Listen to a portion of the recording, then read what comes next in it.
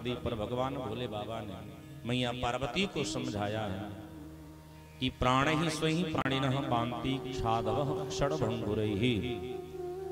ये जो जीवन है ये क्षणभंगुर जीवन है और कब मिट जाए कोई जानता नहीं है। इसलिए करो क्या, वो जितना हो सके इस शरीर से समाज का हित करते रहो। और देवी तुम चिंता मत करना, अगर मैं आज विष को पान कर लिया तो मेरी पद नहीं घटेगी, मेरी पद और बढ़ जाएगी, क्योंकि विष धन राम बराबर विश्राम। मेरे जीवन में राम जी पहले से हैं, आज विष जुड़ जाएगा तो मेरे जीवन को विश्राम मिल जाएगा। क्योंकि नाम प्रभाव जान शिवनी को, नाम प्रभाव जान शिवनी को, नाम प्रभाव जान शिवनी को, नाम प्रभाव जान शिवनी को। कालकूट फल दीन अमी को, कालकूट फल दीन अमी को। भगवान शिव कहते हैं कि हम भगवान के नाम की महिमा को जानते हैं, तो राम जी के नाम की महिमा को जानते हैं। तो ततः करतली कृत्यम वापी विषम हलाहलम, भगवान दोनों हाथों को एक करके विष का पान करते हैं और विष पीने लगे। पीते पीते मन में विचार करते हैं कि विष को कहाँ रखूं, अगर पेट में जाएगा तो हृदय का मार्ग होगा और मेरे हृदय में तो भगवान बैठे हैं, इसलिए विष को अपने कंठ में स्वीकार लिया है। तो विष को कंठ में धारण करने के कारण बाबा का कंठ नील वर्ण का हो गया।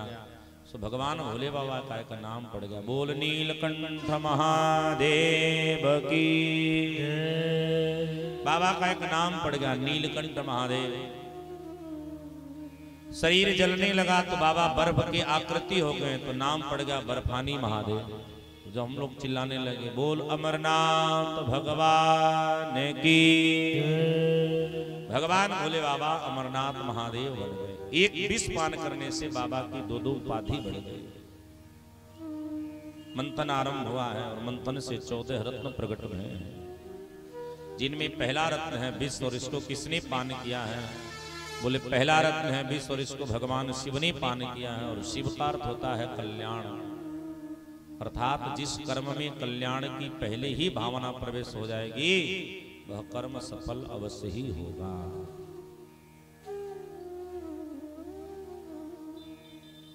तामाग्निहोत्रिं रसयो जग्रहु ब्रह्मवादिनः, यज्ञस्य देवयानस्य मेध्यायः विषेन्द्रपः। और समुद्र मंथन से एक करके 14 रत्न प्रकट हुए। पहला रत्न है विष, दूसरा रत्न है कामधेनु गाय। इस रत्न को हमारे ब्राह्मणों ने स्वीकार किया है। हम सरकार से एक निवेदन करेंगे, अगर मेरी आवाज वहां तक पहुंच जाए तब, कि जैसे सरकार एक जीएसटी लगाई है व्यापारियों के ऊपर, उसी तरह सरकार एक और इस देश में जीएसटी का कानून बनावे और इस जीएसटी का फूल और फार्म रखा है गौ सेवा तुरंत। जिस देश में गौ की सेवा करने के लिए भगवान गोविंद भगवान राम अपना संपूर्ण जीवन समर्पित कर दिए, उस देश में गौ को काटने के लिए कत्ल खाने बनाए जाते हैं और बाकायदे सरकार उनके लाइसेंस को भी दे रही है। जिस देश में एक गौ के अश्रु गिर जाने पर भगवान गोविंद ने काली नाग का मान मर्दन कर दिया, उस देश में आए जगह पर गौ की दुर्दशाएं हो रही हैं। और हम आप पालने में किसको व्यस्त हैं? बोले हम आप कुत्ता पालने में व्यस्त हो गए हैं। निवेदन बड़े ध्यान से सुनना, एक कुत्ता पालने वाला व्यक्ति जीवन में कितना भी बड़ा पुण्यात्मा क्यों ना हो, पर कभी इंद्र नहीं बन सकता। क्यों? क्योंकि एक बार जिसने कुत्ता को स्पर्श कर लिया वो कितने दिन अशुद्ध रहता है? बोले 21 दिन तक अशुद्ध रहता है। कुत्ता कुछ नहीं करता है। कुत्ता आपको अपवित्र कर देता है, आपके पुण्य को क्षीण कर देता है।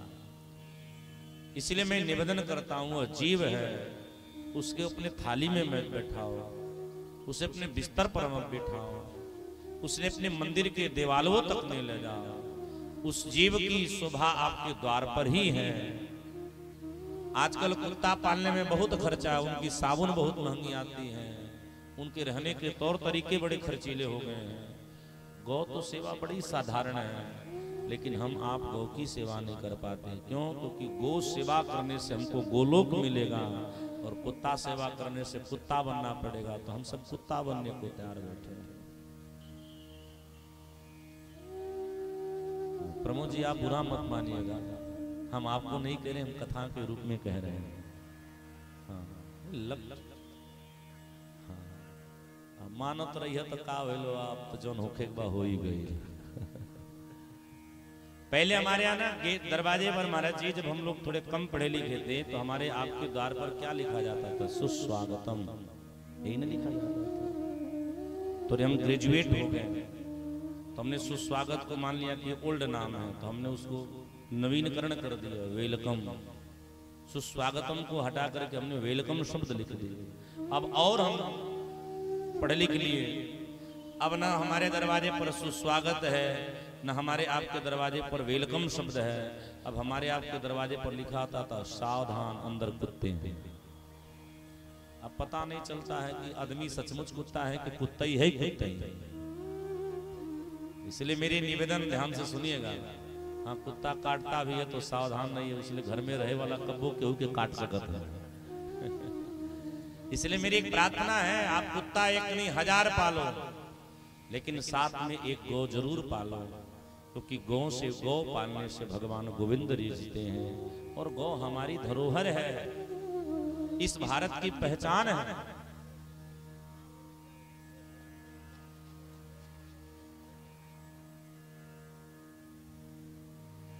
लमदड़िया खजुआ लें अपन,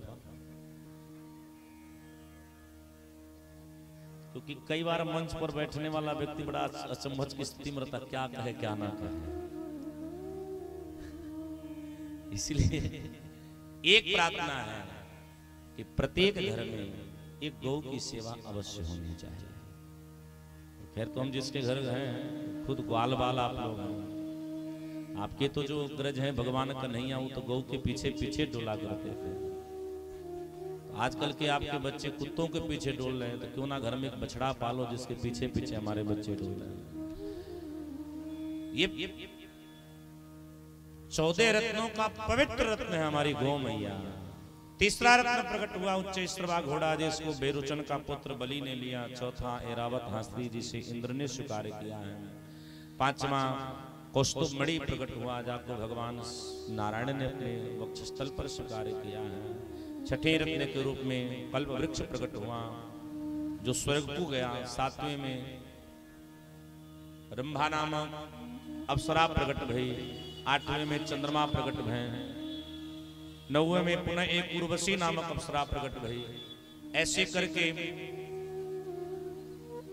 12वें रत्न के रूप में भगवती लक्ष्मी मैया प्रकट भई, जिनका भगवान आदि पुरुष नारायण के साथ हुआ है। तो मैया ने कहा, भाई हमारा आपका विवाह तो हो गया, पर मुंह दिखाई कुछ दे दो। तो ठाकुर जी ने कहा, हम इतने अमीर होते तो लक्ष्मी जी से क्यों ब्याह करते हैं। अच्छा ध्यान से सुनिएगा, दुनिया में 2 ऐसे देवता हैं जो सबको घर देते हैं पर खुद ही बेघर है। और दोनों कहाँ रहते हैं? बोले दोनों ससुराल में ही रहते हैं। ये दोनों ससुराल सहायता प्राप्त केंद्र के ही द्वारा घर में रहते हैं। पहले देवता है भगवान नारायण, कहाँ रहते हैं? क्षीर सागर में। क्षीर सागर क्या है? बोले उनके ससुर जी का घर है। और दूसरे देवता है भगवान भोले बाबा, ये कहाँ रहते हैं? कैलाश पर्वत पर, वो दहेजे में मिला है। ये दोनों के पास अपना घर नहीं है। 13वें रत्न के रूप में वारुणी निकला है, जिसे हम लोग शराब कहते हैं। सरवो एगो रत्न है भैया, है कि जे पियत हो महारत्न होता है। हाँ ध्यान से सुनिए, शराब पिए वाला व्यक्ति कबो शुद्ध नहीं हो सकता है। अभी तो बहुत बड़ी गरीमत बा कि कुत्ता पाले वाला व्यक्ति 21 दिन अशुद्ध होता है, लेकिन शराब पिए वाला व्यक्ति आजीवन अशुद्ध होता है। इसलिए शराब पीने वाले सावधान हो जाइए। आजकल के सरबिया बहुत होशियार है, सांझी के पौआ चढ़ा लेते हैं, सुबह फोक्स सेंट मार लेते हैं, बोले हमसे सुंदर के गमकत है। लेकिन एक निवेदन हम करेंगे, शराब में 3 शब्द है, पहला स, दूसरा रा, तीसरा ब। स करत 100%, रा करत है राक्षस, ब करत है बन जाए। शराब पीने वाला व्यक्ति राक्षस ही होता है, इसलिए शराब मनुष्यों के लिए नहीं है। शराब पीने वाले व्यक्ति को शुद्ध करना है तो उसके लिए केवल एक उपाय है, और कर्म विपाक नामक संख्यांक में लिखा है कि शराब पीने वाले व्यक्ति को शुद्ध करना है तो करें क्या। सब माताएं ध्यान से सुनिए, जो तुहारू लोग शराब पियत हुए तो शुद्ध ही नहीं, इसी तरह करना उनको। शराब पीने वाले व्यक्ति को अगर पवित्र करना है तो उसके लिए एक उपाय है, 12 लीटर पानी लीजिए। कितना? 12 लीटर। उस पानी को खौलाइए, खौलते खौलते पानी जब एकदम खौल जाए तो खौलता हुआ ही पानी उस शराबी को पिलाइए। पी करके बच गया तो शुद्ध हो गया, पी करके टपक गया तो महाशुद्ध हो गया। शराबी को पवित्र करने का यही सरल तरीका है, बाकी कोई नहीं है। एक निवेदन ध्यान से और सुन लेना, इस बोतल में मानो, अगर ये मानो ठाकुर जी की प्रसादी है, इसमें ये मानो बोतल, इसमें शराब भरा पड़ा हो और इसको हमने 12 वर्ष तक गंगा जी में अगर डुबा दिया तो शराब इतना दूषित होता है कि 12 वर्ष तक गंगा जी में रहने के कारण वो पवित्र नहीं होता। और कई घरों में घी और तीले के तेल वही वाले डिब्बों में रखे रहते हैं, समझ रहे हैं ना। शराब का ये गुण है कि शराब अगर गंगा जल को, जैसे आप 100 लीटर गंगा जल इकट्ठा किए हैं, एक बूंद अगर आपने उसमें शराब मिला दिया तो सारा गंगा जल शराब के जैसा अपवित्र हो जाता है। इतना बढ़न शरीर में शराब बोतल पीते हो मूर्खों कहीं के, त्याज नहीं पाते हो, क्योंकि शराब पीने वाला कभी पवित्र नहीं हो सकता। इसलिए पवित्र होइए। दैत्यों ने शराब पान की है और अंत में 14वें रत्न के रूप में भगवान का एक स्वयं मंगल अवतार हुआ है, जिस अवतार का नाम पड़ा है श्री धन्वंतरी भगवान। बोल धन्वंतरी नारायण भगवान की। भगवान धन्वंतरी का रूप धारण किए हैं और रूप धारण करके स्वर्ण कलश में जब अमृत लेकर के प्रकट भय हैं तो शराब के नशे में दैत्यों ने वह अमृत कलश छीन करके लेकर भागना आरंभ कर दिया। अब तो डर गए। तब भगवान एक नया रूप धारण किए हैं, जिस रूप का नाम है मोहिनी होता है। बोल मोहिनी नारायण भगवान की। कि तेरी मंद मंद मुस्कनिया पे